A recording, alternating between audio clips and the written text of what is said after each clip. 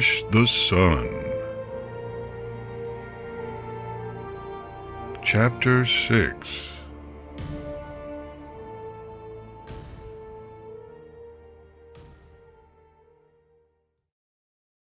While I appreciate your contributions, Boutonniere, Interrupted the princess.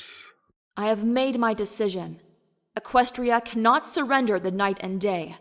They are essential to our way of life. A clopping of hooves from some of those present indicated their approval.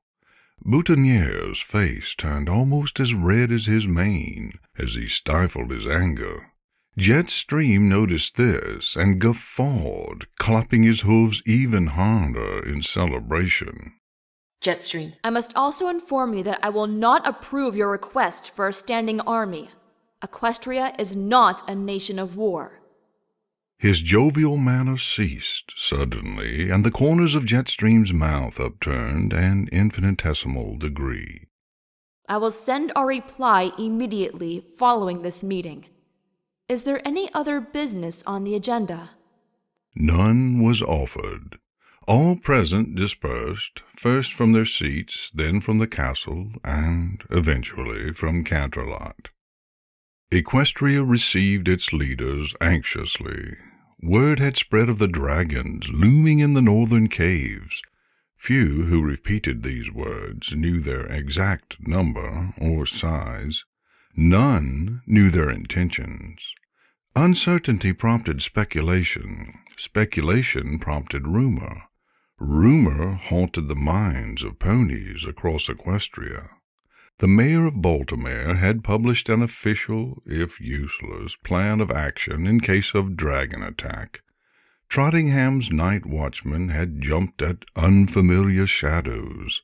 In Philadelphia, unscrupulous vendors had begun selling charms made of milkweed they claimed repelled dragons.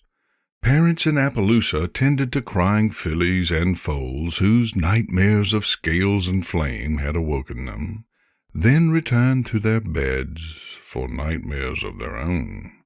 Cloudsdale implemented a general curfew on its youth, who complained in only the most cursory fashion.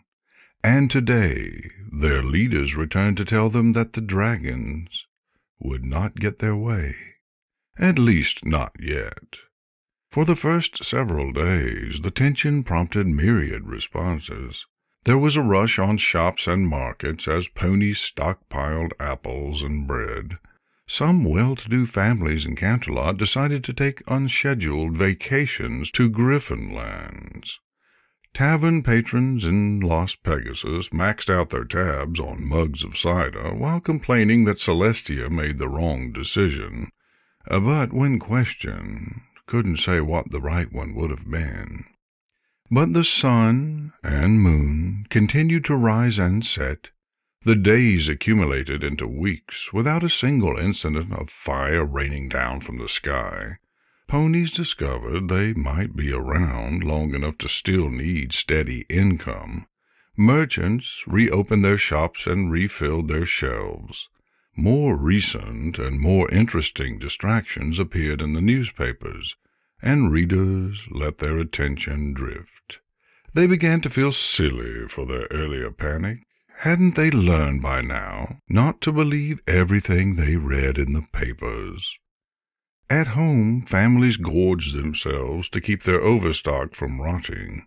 Public trash cans in Philadelphia began to fill with milkweed.